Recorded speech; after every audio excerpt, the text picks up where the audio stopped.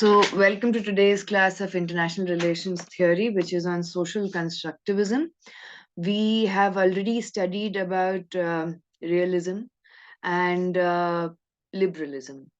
We studied about the entire process, that how realism as a discourse originated, as a reaction to that liberalism originated, as a reaction to that neo-realism originated, and as a reaction to that neoliberalism originated. But today's class is going to be very interesting because I have shared with you a 2015 recording of Tony Blair apologizing for the war of Iraq. Uh, our reference book for this entire session, as all the time, is the second edition of Making Sense of International Relations Theory, which has been written by Jennifer Sterling Falker, and there are many chapters by different academics on different issues. So let us start with the first word itself, which is social, यानी सामाजिक. समाज में हम सब रहते हैं. समाज की अपनी एक व्यवस्था है जो आपके बर्थ से पहले भी थी और आपके डेथ के बाद भी रहेगी. We all are, the moment we are born, be it through sex, कि अच्छा ये मेल है, फीमेल है या इंटरसेक्स है, and then designating the gender accordingly कि man या woman, से लेके having a birth certificate when you're born, so the state intervention in that. Then you going to school, getting admitted, your father's name, mother's name, your own name, official name. Then you going for higher studies, तो अगर आपका category certificate है ST, SC, OBC, you going for employment, then what is your ascribed status का मतलब होता है जो आपको बचपन से मिला है परिवार में पैदा होते ही, जिसमें आपका जेंडर, कास्ट, क्लास ये सब आता है. अचीव्ड स्टेटस होता है जो आपने अचीव किया है अपने खुद के सोशल कैपिटल यानी खुद के नेटवर्किंग और मेहनत से. तो you then according to the employment you have your achieved status, and then accordingly you are working and producing labor for XYZ company or for the government. Then maybe you get married. It is a different kind of social institution of kinship, जिसमें दो तरीके के होते हैं, अफिनियल और कॉन्सैंजनस, जिसमें एक तो होता है ब्लड लाइन से और दूसरा होता है शादी के तरफ. We live in a patriarchal society. Patriarchal society is an unequal society where male have more privileges and power than women, and women also cohort and submit to that power dynamics. So women are also part of patriarchy. Then your name changes or your designation, your location changes. अगर आप शादी के बाद you shift towards your husband's house, then it is a patrilocal family setup. And if you shift towards your mother's home, जो काफी tribal इलाके जैसे गारो, खासी ट्राइब्स ऑफ मेघालय में देखा जाता है, तो then it is a matri-local family setup. Then it is about patrilineal and matrilineal. Patrilineal मतलब कि प्रॉपर्टी फादर से सन को जा रहा है और matrilineal में मदर से डॉटर को जा रहा है.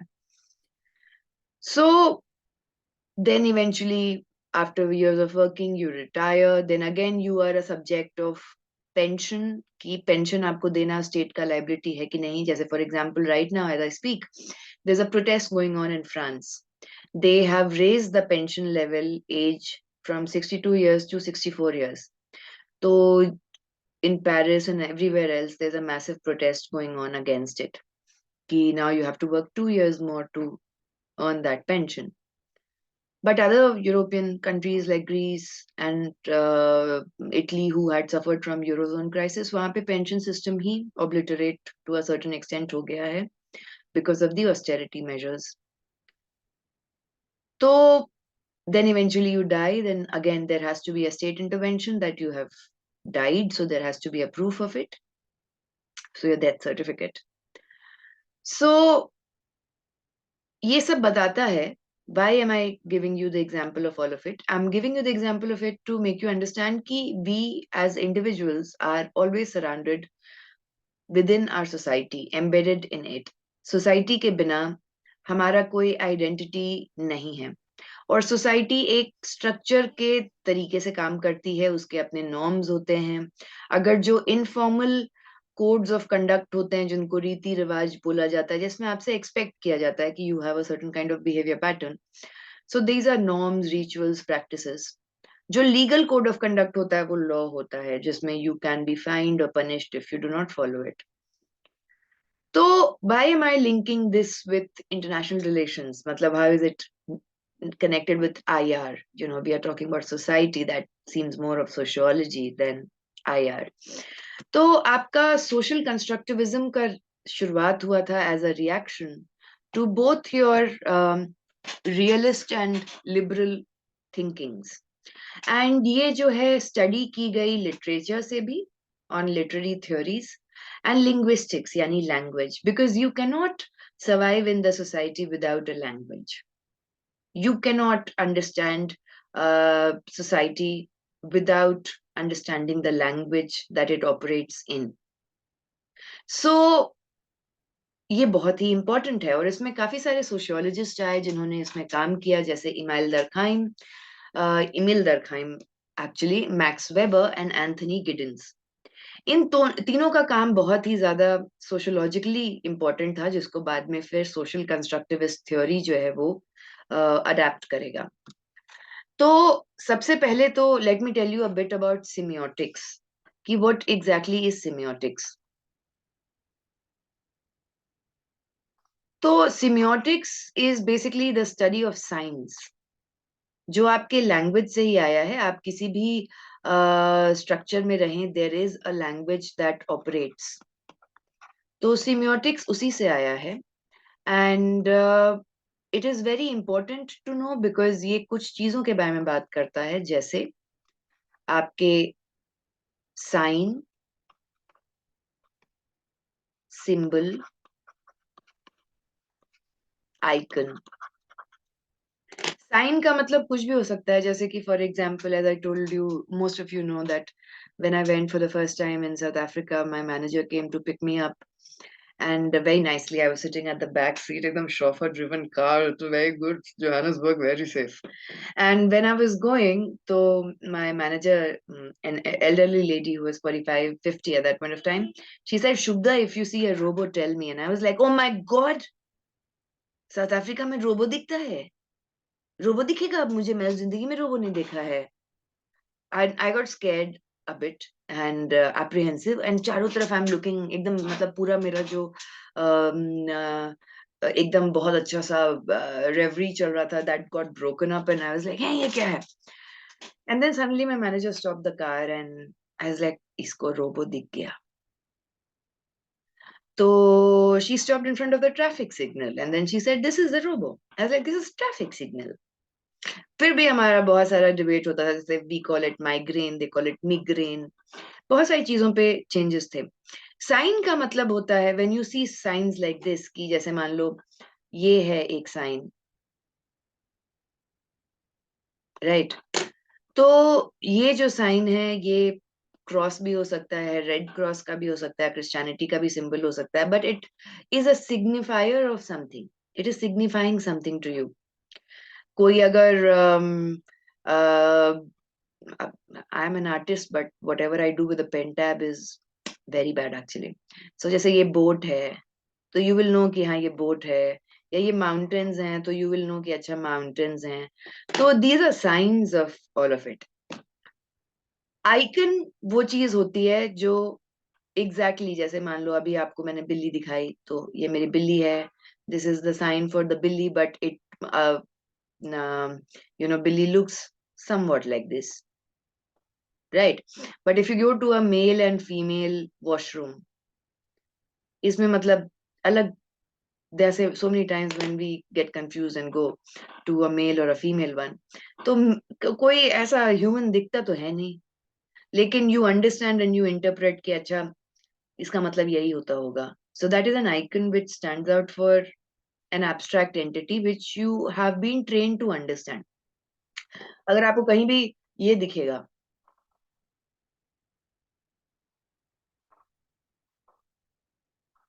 what is this?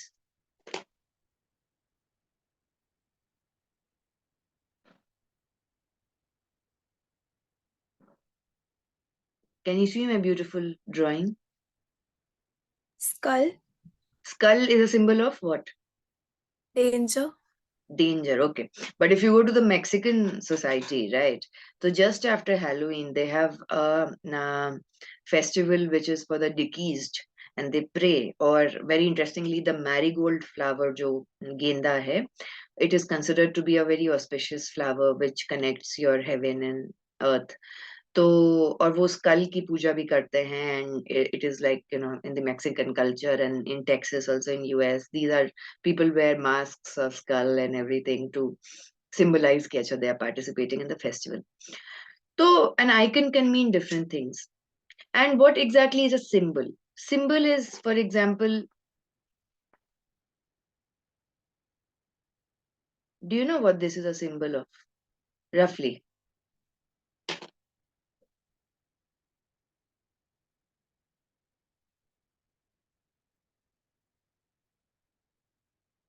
You might not know, but this is a ill-drawn picture by me of Indus Valley Civilization का script का एक character. But you will not know it because you don't know about the Indus Valley script. Archaeologists don't know about it. They're trying to connect कि अच्छा Dravidian culture से मिलता होगा and all of it. तो आपके sign, symbol, index, icon ये सारी चीजें semiotics में important हैं. What exactly is semiotics? It is the symbiosis of language and culture which gives meaning to whatever you think about and how you connect to the world and what is your level of learning. तो जब से हम पैदा होते हैं, the moment like a person is born, how do they understand कि they are different from the rest of kids or whatever? तो एक तो डिफरेंस पता चलता है कि अच्छा कुछ बच्चे हैं जो खड़े होके सुसु करते हैं और कुछ बच्चे जो हैं वो बैठ के सुसु करते हैं. That is a basic that we understand with कि अच्छा ये डिफरेंस है, बाकी और कोई डिफरेंस तो होता नहीं है. In University of Edinburgh Scotland there was this experiment कि छोटे छोटे बच्चों को देवर लड़के बच्चों को लड़कियों का ड्रेस पहना दिया और लड़कियों को लड़कों का ड्रेस पहना दिया और एक ग्रुप को उनके साथ छोड़ दिया टू प्ले विद देम. तो इंटरेस्टिंगली जो लड़के का ड्रेस पहने हुए थे उन सब के साथ जो गेस्ट लोग थे they were playing with GI Joe and airplanes and war planes के टॉयज एंड कार्स, एंड लड़कियों के साथ they were playing with the Barbie doll.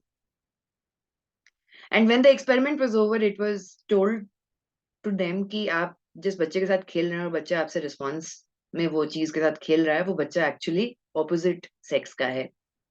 So it was a girl whom you were playing with the GI Joe with, and it was a boy who you were playing with that toy plane and everything with. So it also tells you that there is no gender neutral toy as such also. Anyway, अब आपका linguistics और literature की पढ़ाई international relation से connect हुई. क्यों? क्योंकि international relations एक नया सब्जेक्ट था और ये नया सब्जेक्ट आपके फर्स्ट वर्ल्ड वॉर के बाद इसका उत्पन्न हुआ, बट लिटरेचर लिंग्विस्टिक सोशियोलॉजी पहले से है, तो उनसे इंटरकनेक्शंस का शुरुआत हुआ. सो कंस्ट्रक्टिविज्म जो है ये पहला जो क्रिटिकल थियोरिस्ट बेसिकली जर्मनी में शुरू हुए थे, and critical theorist way critical of everything in simple terms.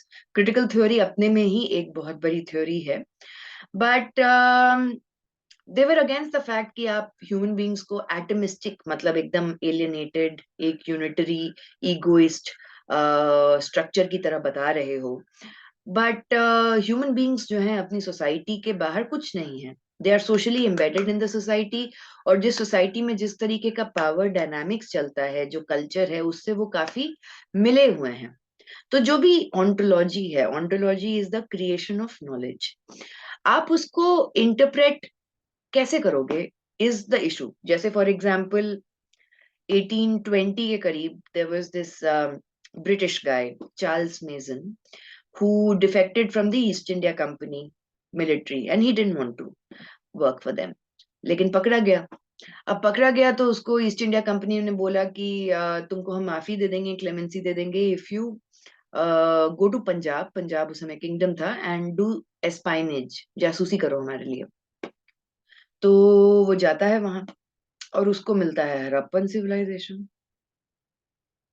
तो 1840s में जो ईस्ट इंडिया कंपनी है वो एनेक्स कर लेती है पंजाब किंगडम को, कह रही है आर्कियोलॉजिकल रिसर्च के लिए बहुत इंपॉर्टेंट है। और 1861 में they start with the archaeological society of India, जिसके पहले डायरेक्टर थे Alexander Cunningham. Why am I telling this? वो जो ब्रॉन्ज स्टेच्यू मिला ऑफ अ डांसिंग गर्ल, जिसका एक एग्जाम्पल हमारे नेशनल म्यूजियम दिल्ली में है, एक पाकिस्तान के पास है। उसे they were not able to understand कि क्या है वो, मतलब इज इट अ डांसर और is it a girl who is dancing?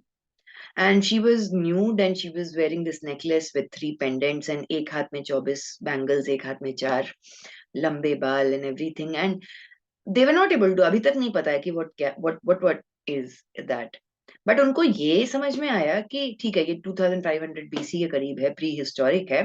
And एक चीज जो उनको ये समझ में आई कि अच्छा, dance as a form of culture में be existed in Indus Valley. बाकी और कुछ समझ में नहीं आ रहा है, लेकिन dance as a form of entertainment समझ में आ रहा है। ये इसलिए समझ में आ रहा है क्योंकि हमारी सोसाइटी में भी dance as a form of entertainment है, राइट? अब ऑन्टोलॉजी का मतलब यही होता है कि आप नॉलेज कैसे क्रिएट करते हैं, what is the genesis of the knowledge that you have.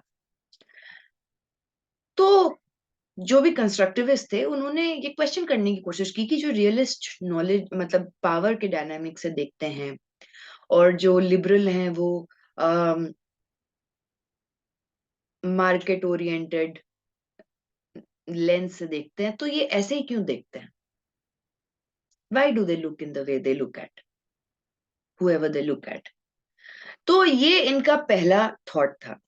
तो जैसे कोई भी इंसान है, जैसे आप हैं, मैं हैं, हम लोग सब अपनी सोसाइटी कल्चर जहां से भी पैदा हुए हैं, जो भी कास्ट क्लास जेंडर नेशनैलिटी जो भी है, उससे हमारा पर्सनल सोशल एक्सपीरियंस रहा है। We have been taught, sometimes orally, sometimes with gestures, that what is accepted in the society and what is not. तो प्रायर सोशल एक्सपीरियंस होता है, वही हमारा कहीं ना कहीं नॉलेज क्रिएट करता है कि ऐसे ही चीजें हैं, this is how the world is. If you have the inductive reasoning की, you go from personal to generalization of things. सामने वाले का भी ऐसा ही है, right? There was a study which was done on the concept of intimacy of people from other in interracial groups like couples में, concept of intimacy की कैसे कौन intimate ज्यादा होता है, intense ज्यादा होता है, and that study showed that those who had an upbringing which was comparatively better, well off, they were able to voice their opinions and be more intimate than the partner who came from a lower socioeconomic background and had faced more hurdles while growing up. तो हम जब भी किसी से बात करते हैं, जैसे एक थॉट है कि we say words but we hear meaning. उच्चारण तो आप शब्द का कर रहे हैं, लेकिन समझ तो रहे हैं आप सामने वाला बोल रहा है उसके अर्थ का।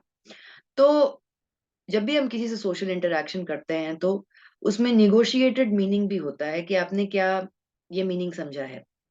Like one of the biggest facades of communication is the idea that it has taken place. मैं अभी ये क्लास ले रही हूँ, I don't know who the audience is and to what degree they are understanding, but मेरे हिसाब से communication हो रहा है, आपके हिसाब से शायद नहीं हो रहा है। It is just a monologue. तो सोशल इंटरेक्शन इन्हीं सारी चीजों के ऊपर होता है। बहुत सारी चीजें जो हैं हम समझते हैं, बहुत सारी चीजें हम नहीं समझते हैं। इसमें लैंग्वेज, पर्सपेक्टिव, आपका एक्शन, जो डिस्कोर्स है उसके ऊपर बात करना, ये सारी चीजें बहुत ही स्ट्रॉन्ग रोल प्ले करती हैं। तो आप यहाँ पे देख रहे हैं कि सोशल कंस्ट्रक्टिविज्म जो है, जो सोसाइटी से ड्रॉन है, वो इंडिविजुअल को यूनिटरी एक्टर लेके देख रहा है।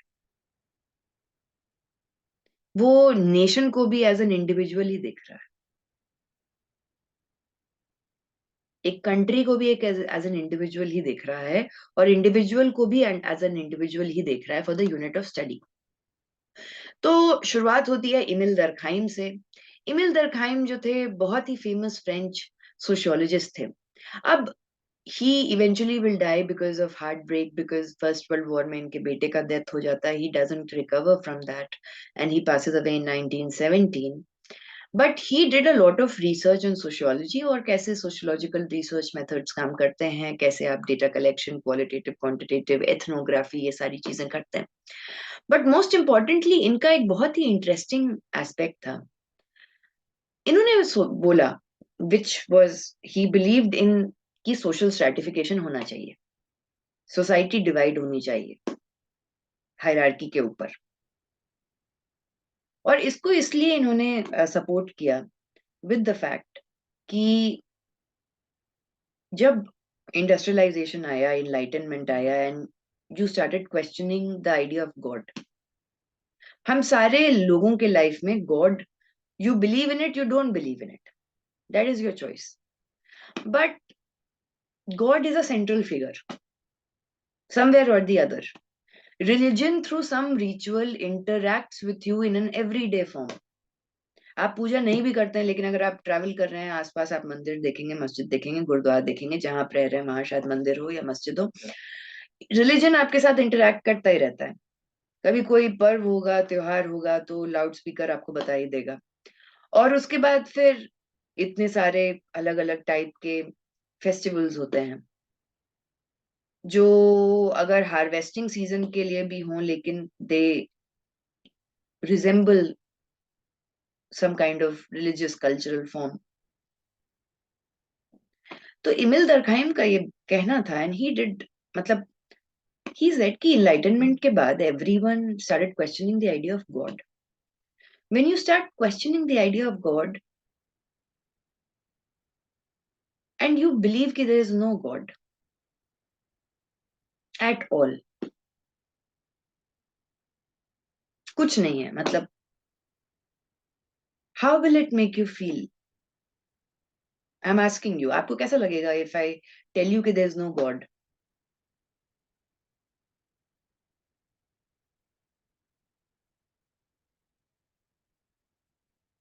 मतलब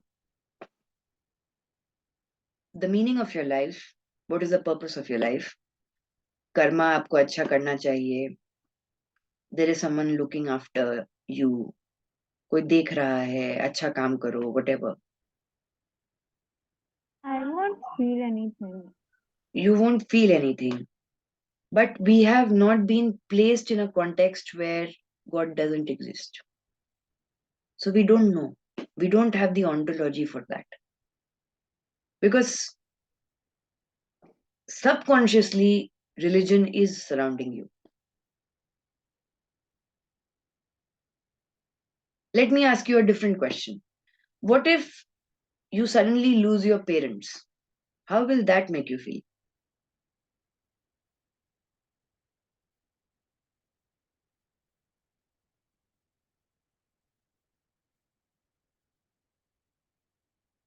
कैसा लगेगा आपको if you lose your parents?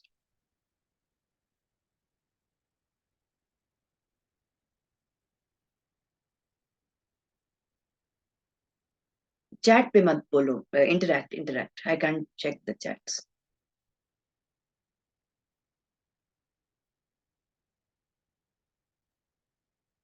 Oh, ma'am, very sad, devastating.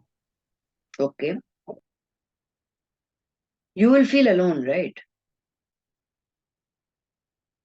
There will be a Yes, sense of loneliness that you cannot describe. लोगों के लिए गॉड का अस्तित्व भी होते हुए भी या ना होते हुए भी ऐसा ही है।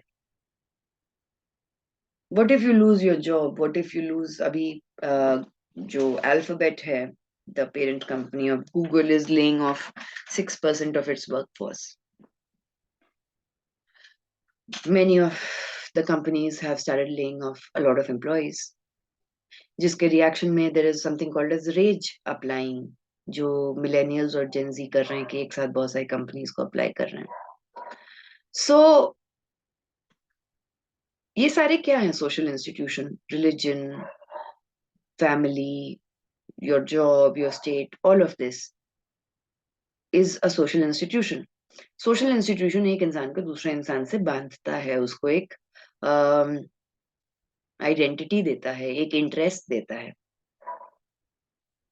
और इमिल दरखाइम ने ये बात को रिसर्च किया और बोला कि आप बोलते हैं कि फ्रांस बहुत ज्यादा डेवलप्ड है और बहुत मॉडर्न है और बहुत आगे है, तो why do a lot of French citizens commit suicide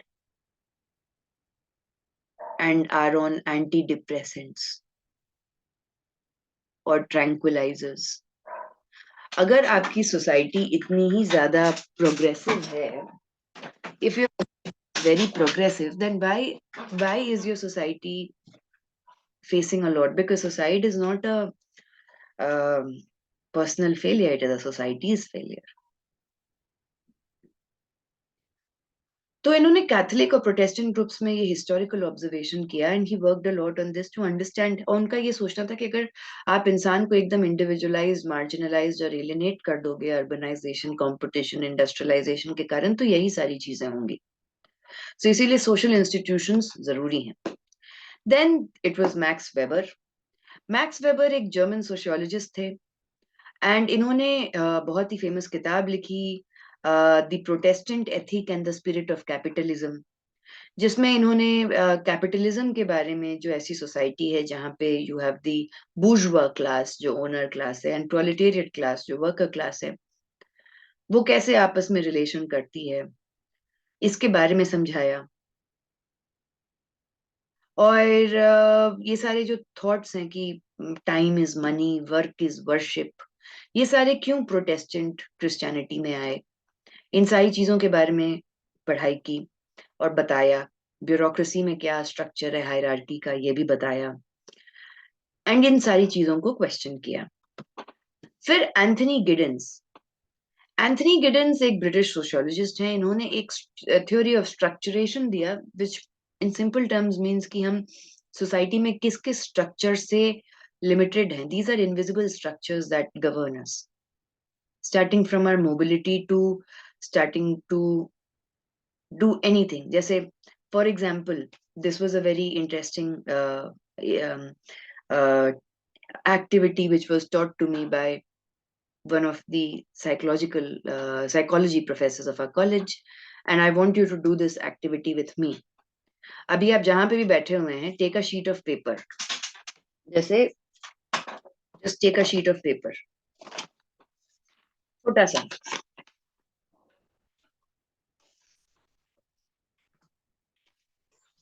right? एक छोटा सा sheet of paper. People play this like when they're drunk or whatever. एक छोटा सा sheet of paper लेना है। आप लोगों ने लिया?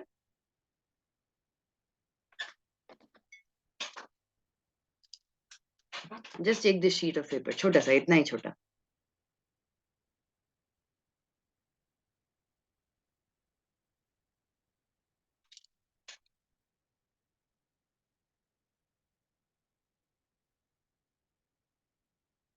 ले लिया? हाँ ना, बोलो। Yes, ma'am. ओके, अब इसको यहाँ पे रखो, इसको अपने राइट हैंड से पकड़ो। अगर कोई लेफ्टी है तो लेफ्ट हैंड से पकड़ेगा, मतलब you have to press it against your forehead with your dominant hand, और अपने लेफ्ट हैंड से अपना नाम लिखने की कोशिश करो इस पे।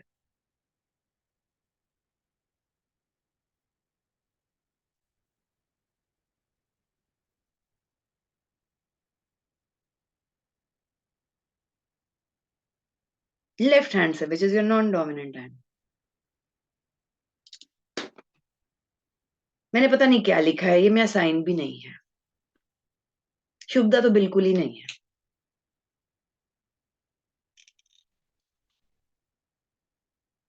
कोई अपना प्रॉपर नाम लिख पाया? No, ma'am. तो जो आपको प्रॉब्लम्स फेस हुई, ये सारी प्रॉब्लम्स इनविजिबल प्रॉब्लम्स हैं, but these are problems that society's structure has created for you,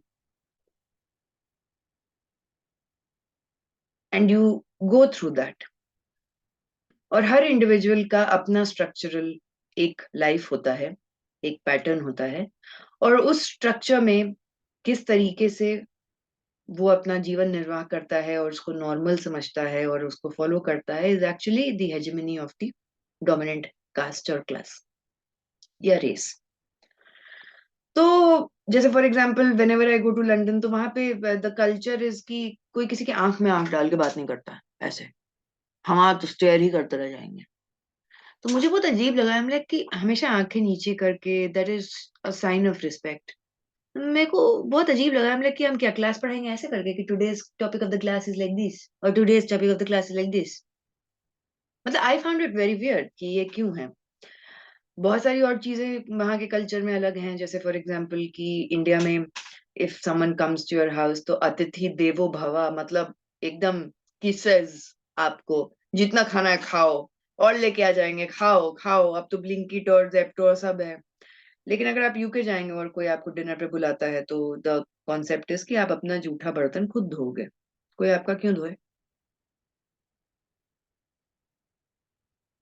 right? ये भी मुझे नहीं पता था, ये भी मुझे बहुत इंटरेस्टिंग लगा। So when I went to a Syrian friend's house, so I told her कि I will clean my own dishes. She's like, this is not London. Please, I will clean my dishes. I'm like, this is very Indian. We do the same. तो अलग अलग culture का अलग अलग structure होता है, rule regulation होता है, और उसमें आप जीते हैं, उसमें आप मरते हैं। There are so many structural anomaly. Simple सा चीज है, अगर कोई डिसेबल्ड है तो बोला जाता है कि उसकी डिसेबिलिटी उसकी सबसे बड़ी असहायता है, बट एक्चुअली नहीं, सोसाइटी है। The architecture that we live in is disabled and not the person. Architecture कभी भी डिसेबल्ड को लेके ध्यान में रख के नहीं किया जाता है। A trend that is changing. जिस तरीके से there is this very interesting book जो ये बताती है कि starting from the temperature of your AC as 24 degree as the optimal temperature to the size of the seat in an airplane, everything is according to a man's body and not a woman's. Leave transgender. Every algorithm, everything is according to a man's body and mind functioning. So these are structures which are there in the society which work on every individual. And इन्होंने एक third way का concept भी दिया था, which was कि society is not divided into left and right politics. There can be a third way which is different and which is necessary for understanding individual behavior also. तो cold war जब खत्म हुआ तो एक अचानक से there was this sudden change in international relations. Why? Because किसी ने प्रिडिक्ट नहीं किया था कोल्ड वॉर का एंड। जिस स्पीड से हुआ वो भी प्रिडिक्ट नहीं किया था, उसका जो अलग अलग ईस्टर्न यूरोपियन कंट्रीज में इम्प्लीकेशन होगा वो भी एनालिटिकली किसी ने स्टडी नहीं किया था।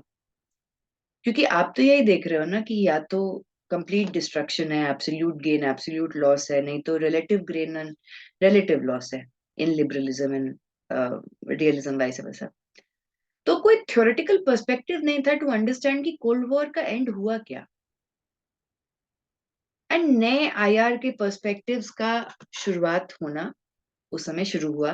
एंड तब एंट्री मारे हमारे hero Alexander Wendt. Alexander Wendt is an American political scientist जिनको बहुत ही प्राइमरी सोशल कंस्ट्रक्टिविस्ट। इन्होंने सोशियोलॉजी और इंटरनेशनल रिलेशंस को लिंक करके सोशल कंस्ट्रक्टिविज्म का शुरुआत किया। He talked about the work of Giddens and Weber and Durkheim, और इन्होंने social theory of international politics दी 1999 में। और इन्होंने बोला कि anarchy is what states make of it. ये बहुत ही फेमस इनका डायलॉग हुआ, जैसे ये हाथ मुझे दे दो टाइप्स। तो anarchy is what states make of it, जिसके बारे में मैं आपको समझाऊंगी कि इसका मतलब क्या है। और इन्होंने केनेथ वॉल्स का जो वर्क था थ्योरी ऑफ इंटरनेशनल पॉलिटिक्स उसके खिलाफ लिखा, जो न्यू रियलिस्ट स्कूल था उसके खिलाफ लिखा। और इंटरनेशनल रिलेशंस और फॉरेन पॉलिसी में किस तरीके से social constructivism, something a kind of theory which is in between realism and liberalism. It is in between positivist and post-positivist, which understands individual at the unitary level and also the state as an individual at the unitary level. और पिछले 25 साल में इनको काफी उपाधियां मिली हैं कि सबसे ज्यादा आईआर पे इन्होंने ही काम किया है, and he is working a lot on that. तो इन्होंने बोला कि जैसे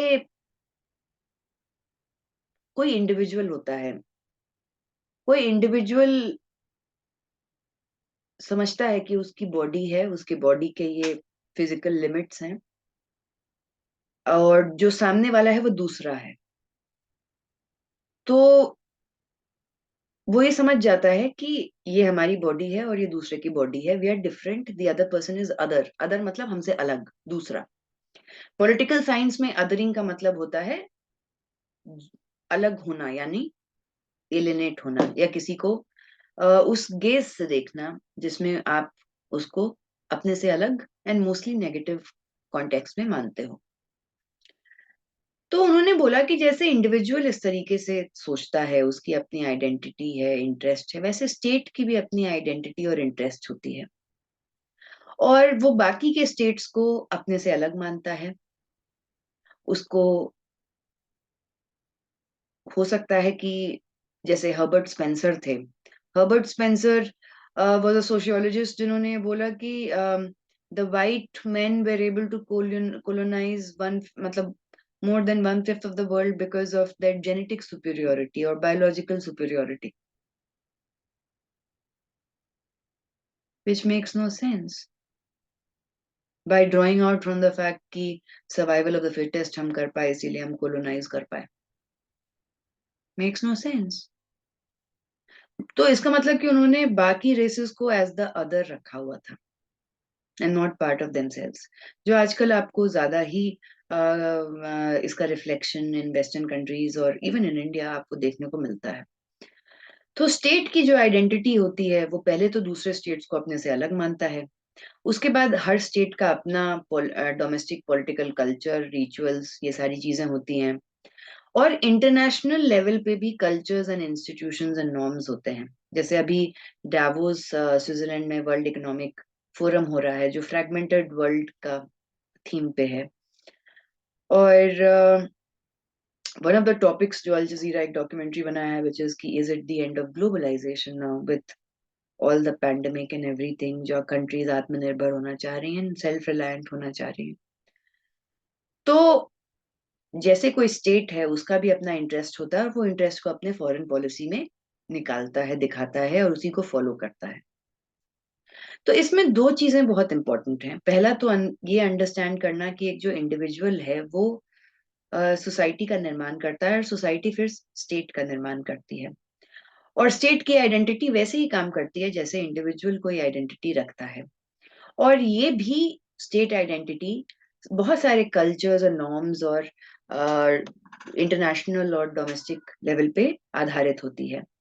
anarchy is what make state makes of it का मतलब क्या था कि आपके जहन में पहले से ही नहीं डाला हुआ है कि survival of the fittest, because anarchy है और केओस है. इसीलिए पावर कंपटीशन करना चाहिए और सिक्योरिटी डिलेमा होना चाहिए, क्योंकि एनार्की हो जाएगा, केओस हो जाएगा, सब खत्म हो जाएगा. राइट? आपके जहन में ये चीज पहले से अगर ना हो तो सोशल कंस्ट्रक्टिविस्ट ये बोलते हैं कि अगर हमारा जो सिक्योरिटी डिलेमा है, कंपटीशन है, ये सारी चीजें हम खुद ही क्रिएट करते हैं,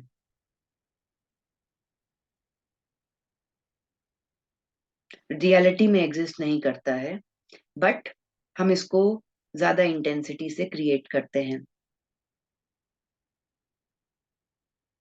जो स्टेट अनार्की को जैसे जस्टिफाई करने की कोशिश करेगा, वो वैसे ही जस्टिफाई करने की कोशिश करेगा, एनार्की हो या ना हो. एनार्की तो है, अभी भी है. There is no world government, कभी होगा भी नहीं. तो एनार्की तो है, लेकिन कंट्रीज फंक्शन तो कर रही हैं. लेकिन एनार्की को आप एकदम मैन ईट्स मैन वाला स्ट्रक्चर में डाल दोगे या free market which is for profit उसमें डाल दोगे, तो ये दोनों तो आप ही मीनिंग निकाल रहे हो ना कि एनार्की आप किस हिसाब से लागू किए। जैसे for example there was a movie which was very interesting and I forget the name of it. उसमें एक क्रिमिनल था और एक उसका लॉयर था जो फ्री मैन था। तो क्रिमिनल ने बोला कि मुझसे ज्यादा रूल्स और रेगुलेशंस में and in a certain kind of cage तुम रहते हो in spite of being a free man. And the free person said ki how can you say it, you are in the cage, you are in the prison. But उस lawyer के दिमाग में ये चीज चलती रहती है चलती रहती है चलती रहती है। तो when he gets out of the prison he is driving the car, the first thing that he sees is a traffic light. And then he tries to notice कि किस तरीके से every movement that he does is designated by something external to himself and he has to follow the rules. Just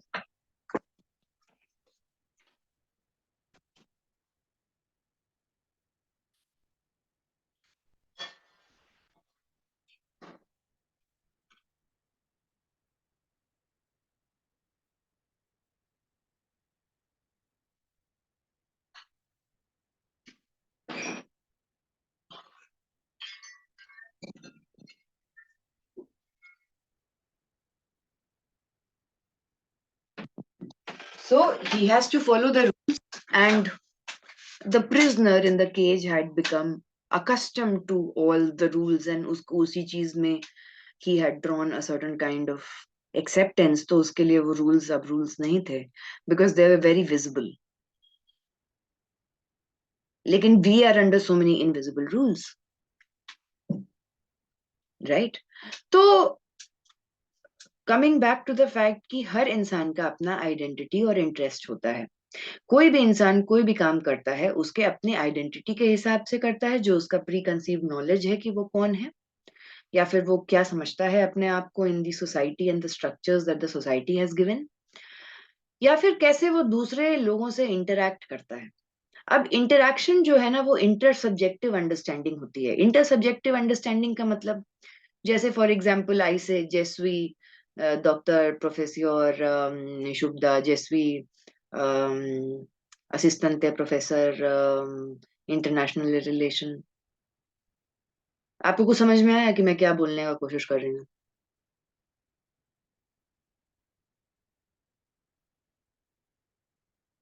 I spoke French with an Italian accent actually,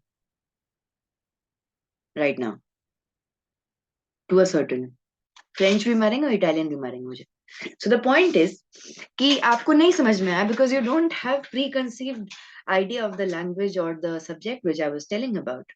अब मैं जाके आपको वल्ला वल्ला वल्ला वल्ला वल्ला करूंगी तो you will not understand, but in Arabic वल्ला means जल्दी करो जल्दी करो जल्दी करो जल्दी करो, वल्ला यल्ला ये सारा। जैसे डार्लिंग को हबीबी, मेल डार्लिंग को हबीबी और फीमेल डार्लिंग को हबीबती बोलते हैं। अब कोई अगर मुझे हबीबी बोलेगा तो हम बोलेंगे अरे पट हबीबती बोलो, because I have understanding of that discourse. तो जब भी किसी इंडिविजुअल का जिसका अपना आइडेंटिटी और इंटरेस्ट होता है वो दूसरे से किसी भी तरीके से इंटरेक्ट करता है, उसका अपना आइडेंटिटी और इंटरेस्ट होता है। और जो भी इंटरेक्शन है वो बायलैटरल टाइज हो, वो वॉर हो, वो दहशत हो, वो एनार्की हो, वो सारी चीजें आइडेंटिटी और इंटरेस्ट पे ही होती हैं। और आपकी आइडेंटिटी और interest can not exist separately from the society और इन। जैसे मेरे साथ ये चीज हुई, I have travelled and lived in 7 countries. तो इसका प्लस पॉइंट तो सब देखते हैं कि हाँ हाँ चलो बहुत ट्रेवल किया या ये सब भी बाकी चीजें, लेकिन इसका एक नेगेटिव पॉइंट है कि ना ही प्रॉपरली इंडियन हो पाए, ना ही प्रॉपरली ब्रिटिश हो पाए या साउथ अफ्रीकन हो पाए या अमेरिकन हो पाए, जो भी थे आधे ही रह पाए या आधे भी नहीं। तो एक चीज का जो मेरे को थॉट प्रोसेस पे चेंज हुआ वो कि जब कोई सोसाइटी में कोई चीज धारणा बोली जाती है कि ये सही है तो मैं उस चीज को क्वेश्चन करती हूँ, क्योंकि मैंने किसी और कल्चर में देखा है कि ऐसा नहीं होता है। तो I question it. So the point here is कि हमारे identities और interest जब तक are modeled by, or even the change of it is modeled by whichever society you are in, और जिस context में आप अपने आप को पाते हैं. जैसे एक thought है कि geography is the biggest destiny. मतलब आपकी डेस्टिनी आपके हाथ की लकीरों में नहीं है, लेकिन जहां पैदा हुए वही आपकी डेस्टिनी लिख देता है. वहां का सोशियो इकोनॉमिक कंडीशन, ये सारी चीजें. जैसे आज ही किसी जान पहचान वाले को मेरे ईमेल मिला किसी बच्चे से, जिसमें लिखा था, hello, I am dash dash full stop, I fail from dash full stop, no information full stop. The person who received the email was like कि इसमें कुछ हेलो नहीं है, कोई रिगार्ड्स नहीं है, this is how emails are written, people don't know how to write emails or whatever. इससे क्या समझ में आता है? तो हम बोले कि यही समझ में आता है कि उस बच्चे का सोशियो इकोनॉमिक कंडीशन नहीं था कि अंग्रेजी सीख पाए. As simple as that. And even those who know English use it more intuitively instead of the grammar principles, which is the correct form of using it. तो हम जो अपने आइडेंटिटीज और इंटरेस्ट को पाते हैं जिस चीज में, वो उस कॉन्टेक्स्ट में डिपेंड करता है कि कहाँ पे हम हैं. जैसे ज्योतिबा फूले को आप सब जानते हैं, you know about him.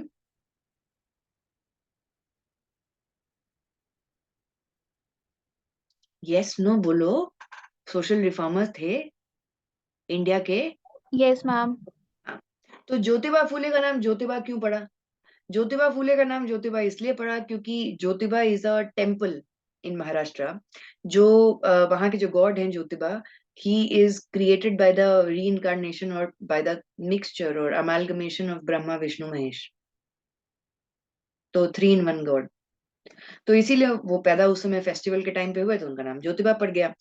He came from this Mali caste, जो शूद्र कैटेगरी में आता है, राइट. माली कास्ट से वो ओरिजिनेट किए, और उनको कभी अपना एज सच कास्ट सिस्टम बहुत ज्यादा स्ट्रांगली फील नहीं हुआ, but he felt it at the age of 21. 2 incidents हुए. पहला इनका इंसिडेंस हुआ विच वाज, और उनका नाम भी ज्योतिबा फूले है, तो phool is related to mali and flower है. तो पहला जो इनका इंसिडेंस हुआ वो था कि वो अपने एक ब्राह्मण फ्रेंड की शादी में गए. एंड कभी भी किसी की शादी होती है और तो मतलब एकदम खुशी हो जाता है ना कि यार जैसे मतलब हमारी नहीं हो रही लेकिन बहुत अच्छा है, दूसरे के बोले कितना खाना खाएंगे ना, बहुत अच्छा लगता है, इट इज सो हैप्पी. तो फ्रेंड्स जब जाते हैं तो obviously they are much more एकदम एड्रेनलिन पंपिंग, बड़ा मजा आएगा, ये करेंगे, नाचेंगे बारात में, ये करेंगे. तो he must be also overjoyed for his friend's wedding. लेकिन जब वो वहां गए तो उनके फ्रेंड के फादर ने उनको सबके सामने डांट दिया, एंड सेड कि तुम शूद्र होके जानते नहीं हो कि सेरेमनी में नहीं इन्वॉल्व होते. That was his first interaction with the structure which is there, कि उनकी आइडेंटिटी इंटरेस्ट नहीं हो सकती है similar to this. The second incident was कि a widow gave birth to a child. पहले तो वो कोशिश की कि बच्चा अबॉर्ट हो जाए, नहीं हुआ. बच्चा पैदा हुआ, उसने अपने बच्चे को मार के कुएं में फेंक दिया. उसको इस चीज के लिए लीगल पनिशमेंट भी मिली. बट ज्योतिबा फूले के दिमाग में क्वेश्चन आया कि ये इन्फेंटिसाइड जो हुआ इसके कारण विडोज का कितना सोशियो इकोनॉमिक कंटेक्स्ट खराब होगा कि ये हुआ, उसने ऐसा अपने ही बच्चे को करना पड़ा. गंगा भी जब अपने बच्चे को गंगा में बहाती थी तो मार के थोड़ी बहाती थी, द मदर ऑफ भीष्म. तो he then became a caste system को ठीक करने के लिए reformer, and changing the intersubjective meaning of things and understanding it from a different perspective, कि हमारी इंटरेस्ट और आइडेंटिटीज हमारी सोसाइटी हमें दे रही है, but this has to, it is not static, it keeps changing. तो आइडेंटिटीज और इंटरेस्ट जो होते हैं वो सोसाइटी ही कंस्ट्रक्ट करती है कि तुम्हारी आइडेंटिटी क्या होगी और तुम किस चीज में इंटरेस्ट रखोगे. तो ये जो कॉन्सेप्ट है निकोलस ऑनफ ने दिया 1989 में, और ये कलेक्टिव नॉलेज है, एक कलेक्टिव अंडरस्टैंडिंग है लोगों का। अगर आप किसी रैंडम इंसान के पास जाके बोलिएगा कि अलोरा अलोरा अलो चाओ चाओ चाओ चाओ चाओ, उसको कुछ समझ में नहीं आएगा। लेकिन आप इटालियन में एंड हेलो या बाय बोल रहे हैं, या फिर जर्मन में आप जाके गूटेन टैग बोलोगे किसी को, तो जर्मन को समझ में आएगा, बाकी लोगों को नहीं समझ में आएगा कि क्या क्या टैग पैग। तो लैंग्वेज आपका एक इंटरसब्जेक्टिव मीनिंग हर चीज का करता है, about so many things, you know. We have intersubjective meanings of so many concepts and rituals that we go through.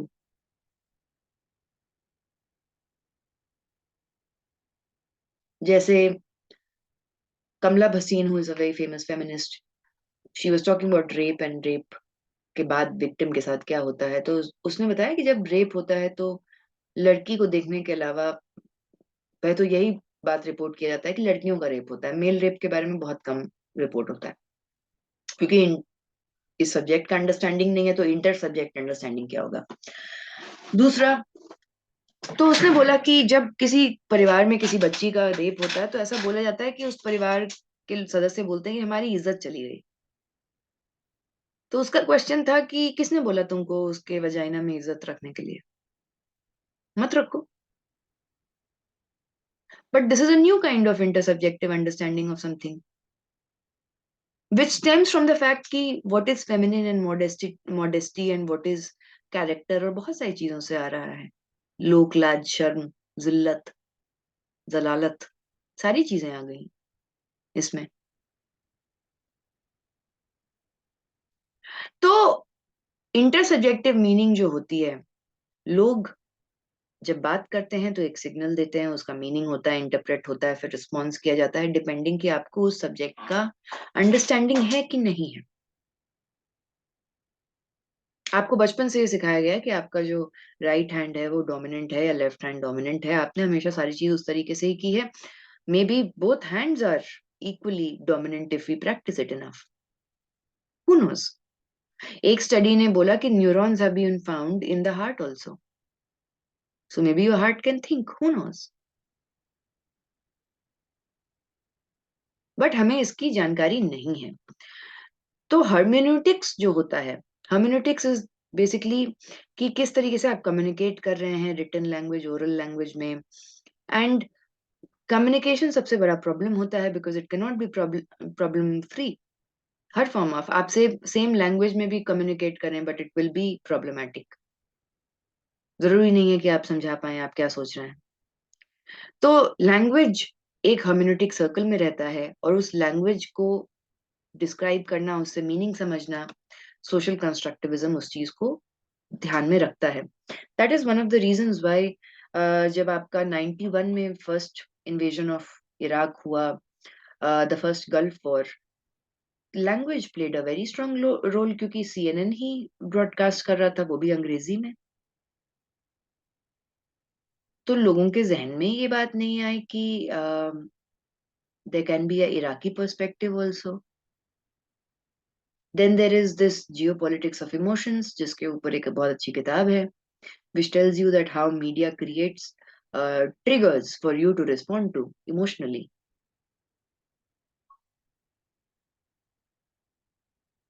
And to understand, interpret it according to your emotional triggers that are being created of your social reality. जैसे money जो है एक social reality है क्या पैसा? It is a piece of paper, or maybe in UK a piece of plastic. लेकिन money has a lot of social value. जब कोई आईफोन खरीदता है तो उसके पीछे दो मानसिकताएं होती हैं, अपार्ट फ्रॉम द फैक्ट कि आप उसका यूसेज कितना कर रहे हो, कैसे कर रहे हो। मेरा बहुत बार प्रिंसिपल रहा है लाइफ में कि हम नहीं बहुत ज्यादा मशीन अपने लाइफ में इकट्ठा करेंगे, तो आईफोन और ये सारे हाईटेक मैंने कभी नहीं खरीदे। बट जब कोई आईफोन खरीदता है तो भले उसकी यूटिलिटी कुछ ना हो, या जो भी हो सकता है किसी की हो, फोटोग्राफी में हो। आईफोन खरीदना एक सिंबल है that you have money to buy it, And it also a symbol that you have equivalent money to further buy stuff like that. मतलब आईफोन से आप फिर you will not come down to other companies. Elevate ही करोगे. तो वो social reality बन गया है of how your society looks at you. जिस तरीके से अमेरिका का flag is just a symbol in semiotics कि एक country का flag है, but it can also mean superiority. It can also mean dominance. It can also mean imperialism. It can mean different things. जो Henley की study हुई है उसमें India का पासपोर्ट 85th पोजीशन पे है, which is a good thing क्योंकि पिछले साल हम 87th पोजीशन पे थे on the power of the passport. Passport है क्या? एक ऑफिशियल डॉक्यूमेंट ही तो है, so that it gives you a travel sanction. But Japan का पिछले 5 साल से फर्स्ट नंबर पे है एंड जापानीज लोगों को 193 कंट्रीज में ट्रैवल करने के लिए वीजा नहीं चाहिए. That powerful a passport. तो हर चीज का अपना मीनिंग और कॉन्टेक्स्ट होता है. इमैनुअल एडलर ने बोला कि कोई भी चीज की सोशल रियलिटी इमर्ज करती है from the meaning and function that you give to it, right? और वो मीनिंग कलेक्टिवली भी आती है. What is the meaning of the reality that you are living in? तो ये सारी चीजें बहुत ही ज्यादा एसेंशियल हैं. और physical objects are also a very part of it. Physical objects में आपके नेशनल फ्लैग, आपका कॉन्स्टिट्यूशन, आपके प्रियम्बल, ये सारी चीजें फिजिकल ऑब्जेक्ट्स में भी आती हैं जिनका मैसिव सोशल रियलिटी में काम होता है. तो ये सारी चीजें हैं और ये कलेक्टिव अंडरस्टैंडिंग ही सोशल आइडेंटिटी को बनाती है, जो हमारे हर अल्टरनेटिव रियलिटी में अदरवाइज इमेजिनेबल भी नहीं है. जैसे ताराबाई शिंदे ने, she was a Maharashtrian feminist, India की पहली feminist. She wrote this book called स्त्री पुरुष तुलना, where she talked about this case of a woman killing her child and throwing the child in the well. और उसके साथ रुकैया बेगम थी, who was married to a man who was a district magistrate at that point of time, 20 years elder to her, जिसने उसको प्रेरणा दी कि वो लिखे and everything. तो उसने एक किताब लिखी सुल्ताना's ड्रीम करके 1905 में, जिसमें she writes about an imaginary world जहाँ पे women do everything and men are in पर्दा. And in 1905 she is talking about airplanes and air cars which are run or flied by women. आज का दिन important है because today in history 20th of January में Zara Rothberg was a Belgian British aviator जिसने अकेली 19 साल की उम्र में पूरी दुनिया को ट्रैवल किया है solo in her helicopter. So Rukaiya Begum ने ये इमेजिन किया था 1905 में. तो ये फेमिनिस्ट टेक्स्ट था जिसने आइडेंटिटीज और इंटरेस्ट को चेंज करने की कोशिश की कि आप समझते कैसे हो. तो सोशल कंस्ट्रक्टिविस्ट ये चीज सोचने की कोशिश करते हैं कि क्यों जो स्टेट का पावर पॉलिटिक्स है उसको उस तरीके से देखा जाए.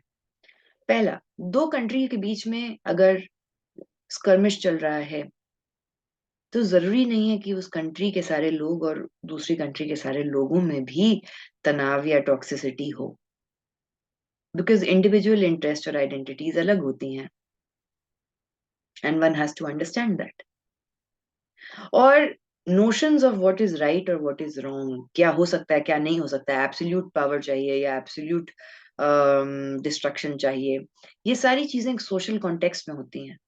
अगर आपको एब्सोल्यूट पावर चाहिए था तो 2015 में जो मैंने आपसे वीडियो शेयर किया टोनी ब्लेयर का, where he is apologizing and taking full responsibility of the Iraq war and the carnage caused by it, 2015 का वो वीडियो है. But he came ahead and said Bush never did that. तो you have to understand कि आपके prominent actors कौन हैं. Actors again the state यानी कि आपकी country and individual people who are carrying out. जो पॉलिसी डिसीजन लेती है वो कुर्सी लेती है और उस कुर्सी में बैठा हुआ इंसान का क्या आइडेंटिटी और इंटरेस्ट है, ये भी समझना सोशल कंस्ट्रक्टिविज्म में इम्पोर्टेंट था। कि आप स्टेट को बस एक रैशनल, एलियनाइज्ड, मार्जिनलाइज्ड या फिर सुपीरियर या इंफीरियर पावर यूनिट की तरह ना देखें। उसमें रहने वाले लोग और जो लोग डिसीजन ले रहे हैं उनकी आइडेंटिटीज और इंटरेस्ट को समझें, और जो लोग उस डिसीजन से सफर कर रहे हैं उनकी आइडेंटिटीज और इंटरेस्ट को भी समझें इन इंटरनेशनल रिलेशंस। उनकी आइडेंटिटीज और इंटरेस्ट को भी समझने की कोशिश कीजिए। क्या आप फ्री एजेंट हैं अपने लाइफ के? क्या स्टेट्स फ्रीली कोई भी तरीके से एक्ट कर सकते हैं? The answer is no, you are not free. Till the age of 25, 26, I believed कि नहीं, we have the power of choice. कितनी सारी किताबें लिखी गई हैं। Art of choosing Sheena Iyengar ने लिखी है, who is a visually impaired professor in Columbia University. How to choose पे कितनी सारी किताबें हैं। चॉइस आपका सोशल कंस्ट्रक्ट आपको तभी देगा जब आपकी आर्थिक परिस्थिति चॉइस लेने के लिए तैयार हो, या फिर सामाजिक परिस्थिति चॉइस लेने के लिए तैयार हो। सब चूज नहीं कर सकते, सबको चॉइस नहीं है।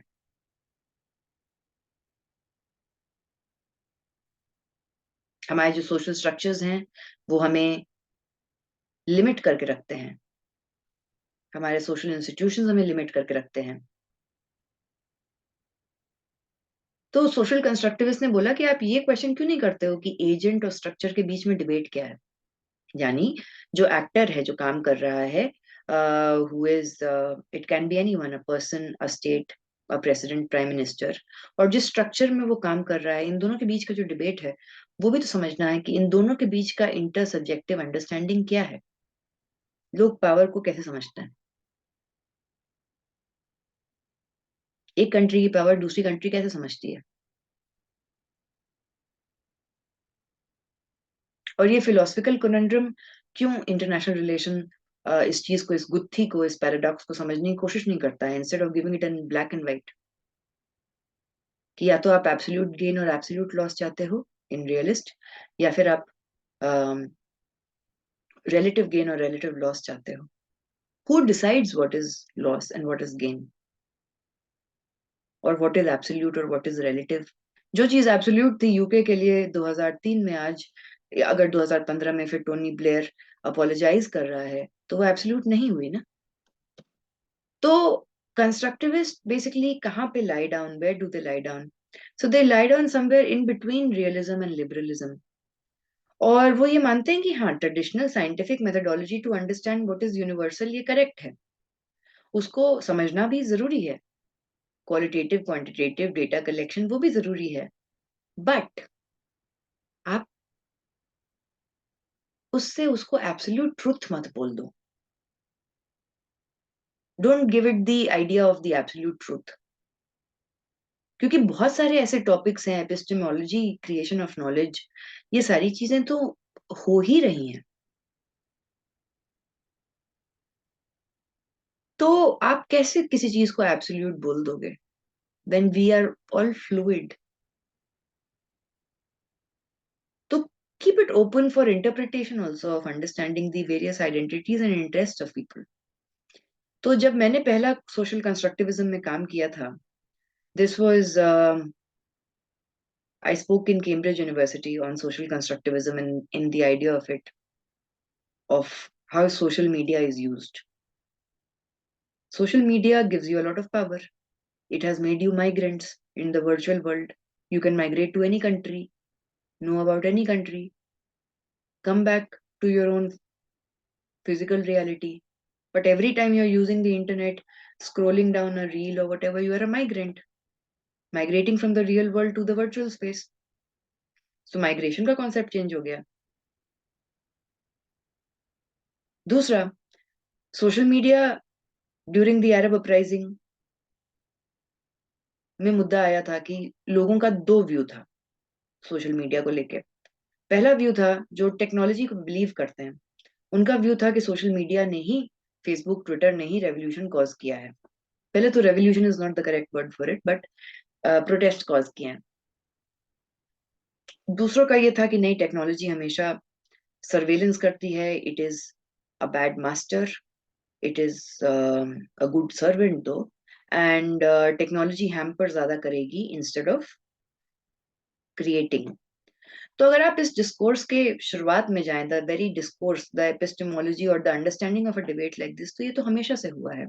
जब रेडियो आया तो रेडियो को सुनने वाले लोग जो अपने घर में, radio was as big as your table, study table, उससे भी बड़ा जब आया था 1920s में, तो काफी लोग खुश थे कि चलो रेडियो है, एक इंस्ट्रूमेंट है, now we can listen to music. जो लोग ओपेरा जाके सुनते थे उनके लिए क्या क्या खाक टेक्नोलॉजी बनाई है, अब ओपेरा जाके हमारा सुनना मतलब क्या आर्ट था। ओपेरा जाके लाइव सुनते थे सिंगर को, वो म्यूजिक होता है। ये क्या रेडियो में बे में बज रहा है, it might be the same singer, but उसका एक क्रिटिक किया गया। दूसरा, जो फोटोग्राफी आई, कैमरा आया ब्लैक एंड व्हाइट या कलर्ड, तो पेंटर्स ने उसका क्रिटिक किया कि हम थिंक अबाउट इट, मतलब इंसान को खड़ा करके फोटो मतलब पेंट करते थे, उसमें कितना लेबर लगता था, कितनी फिनेस लगती थी, जो है। और यहाँ इनको देखो, they are shooting with a click and that's it, और चटाक से आ भी जाएगा इनका 1 सेकंड के अंदर। तुम्हारा लेबर, मेहनत नहीं गई इस चीज में, तुमको इसके साथ इंटिमेसी नहीं होगा जिस चीज को तुमने प्रोड्यूस किया है।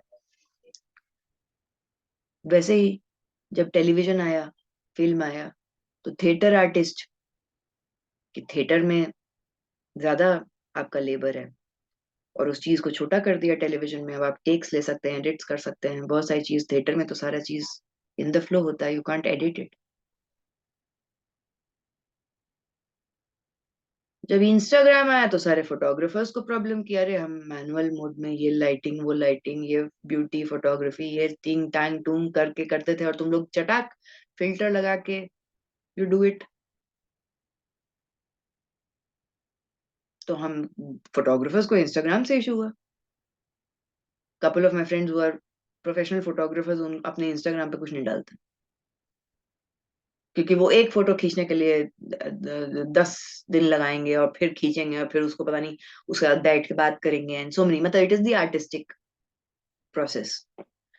सो कोई भी टेक्नोलॉजी आती है तो उसके ऊपर डिबेट होता है। तो सोशल कंस्ट्रक्टिविस्ट पहले तो ये समझेगा कि जो भी चीज हो रही है वो डिबेट क्या पहली बार हो रहा है। अगर रशिया यूक्रेन को इन्वेट कर रहा है, और वहां का फॉरेन मिनिस्टर बोल दिया कि अगर रशिया लूज करेगा it will be a nuclear war, क्या ये पहली बार हो रहा है? The answer is no. 2014 में भी हुआ था। एक पैटर्न है। ये पैटर्न कहाँ से एग्जिस्ट कर रहा है? The pattern is existing from the entire Russian nostalgia of the Romanov empire और the communist Soviet union, of territory and boundaries, and the power that they should have, which got further agitated because they lost in the Cold War, supposedly. So Australian open अगर Russia के और Belarus के flag को नहीं वहां पे open होने देगा, तो दैट इज एन इंडिकेशन कि we are on the other side of you, but you have always been on the other side. Ukraine का इशू, जब सोवियत यूनियन कोलैप्स हुआ, तो all the countries give up their nuclear arsenal, and they said कि they will never have any kind of western police forcing or military in the border. But if Ukraine wants to be a part of NATO, then that would just be antithetical against जो भी वो sign किए थे। Then Russia starting this entire facade कि हम Donetsk और Luhansk जो eastern border पे जो टेरिटरी है उसको लिबरेट करने के लिए we are doing this. That is just one narrative that they are propelling. Because then you go into the history of understanding how states propel narrative all the time. Abhi, there is a BBC documentary that has been made on Modi, and Rishi Sunak ne yesterday in the House of Commons slam kiya ki this is a colonial narrative that is being created by the British and BBC.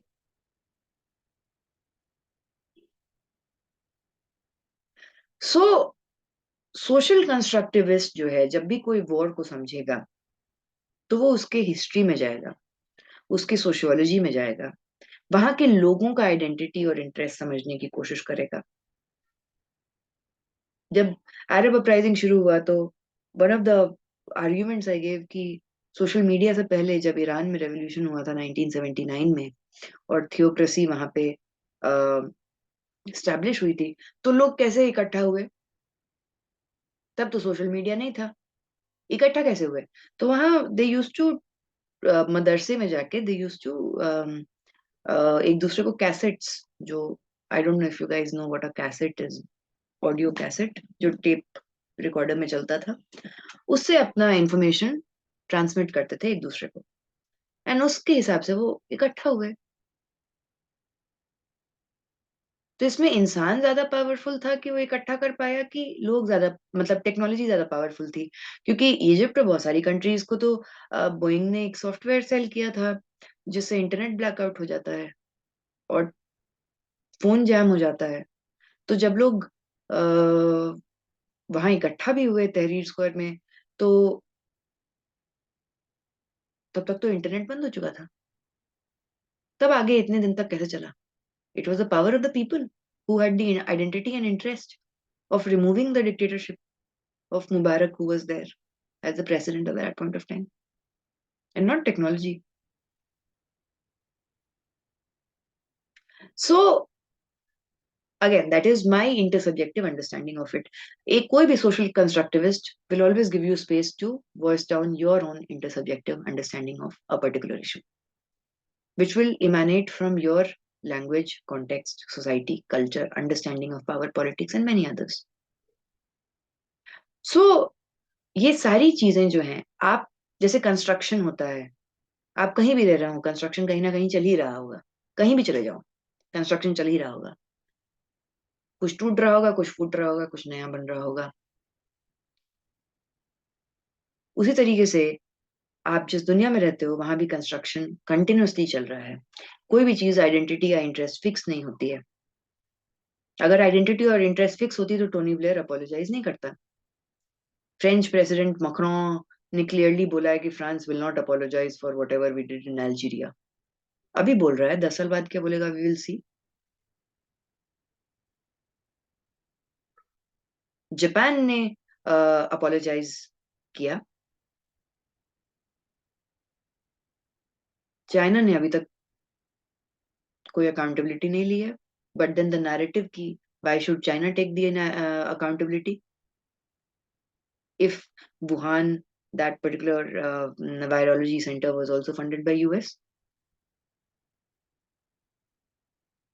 and the other narratives we are not aware of? Were we in a global war without knowing, or was it just a natural viral pandemic जो हर 100 साल में repeat होता है? तो identities और interest कभी fix नहीं रहती हैं। किसी भी कंट्री की आइडेंटिटी और इंटरेस्ट हमेशा फिक्स नहीं रहती है, वो चेंज होती है समय के साथ। और कोई भी सोशल कंस्ट्रक्टिविस्ट इंटरनेशनल रिलेशंस को जब भी सोशल कंस्ट्रक्टिविज्म के लेंस से देखेगा तो वो समझने की कोशिश करेगा कि ये ऐसा हुआ क्यों, instead of having the entire, क्योंकि रियलिस्ट पहले ही बता देता है कि तुम्हारा एब्सोल्यूट गेन और तुम्हारा एब्सोल्यूट लॉस था एम। जो तुम्हारा लिबरल है वो बोल देगा फ्री मार्केट प्रॉफिट था। लेकिन सोशल कंस्ट्रक्टिविस्ट ये समझने की कोशिश करेगा कि ऐसा क्यों हुआ, and what are the identities और इंटरेस्ट, एंड कितने एक्टर्स थे जो इन्वॉल्व थे, at what capacity of decision making, और फिर उसका रेपरकशन क्या हुआ। और उसको फिर वो कल्चर, सोशियोलॉजी, हिस्ट्री और ये सारी चीजों से सीखेगा। जब हम लोग आईआर पढ़ने के लिए शुरू में गए थे तो आर प्रोफेसर सेड कि तुम इंटरनेशनल रिलेशंस तो पढ़ लोगे, लेकिन अगर तुम हिस्ट्री नहीं जानते हो, सोशियोलॉजी नहीं जानते हो, पॉलिटिक्स नहीं जानते हो, इकोनॉमिक्स नहीं जानते हो, तो पढ़ नहीं पाओगे। तो ऐसे हैं, ऐसा क्या होता है? But as I went into depth of understanding IR, I understood कि it is an interdisciplinary field which is very much linked with your society and politics and economy. And this is how you frame and understand wars and the implications of it. So let me check the time. Are we late or oh, we are well late. So let me